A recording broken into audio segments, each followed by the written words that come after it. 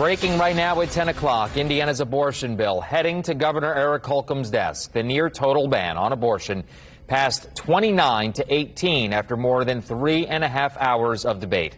At one point, we got some very emotional testimony from a Republican who has a daughter with special needs, and here's what he had to say. What happens to somebody that's on a guardianship? My daughter's 21 years old.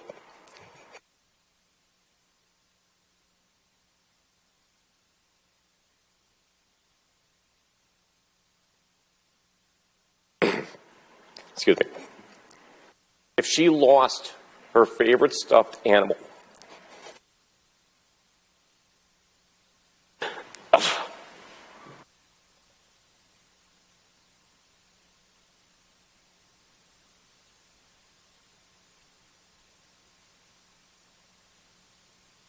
she would be inconsolable. Imagine making her carry a child to term. Thanks. Further discussion.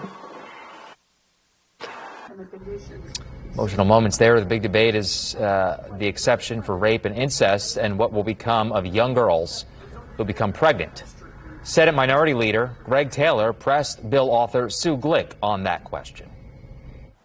You're saying that the fallback for these younger than 16 children, say a 10-year-old, is just their physical body, not the emotional or psychological part of having a child before the age of 16. If it's beyond the 10 weeks and they have a serious health risk, the abortion is not banned at that point. It can be considered if there's a serious health risk.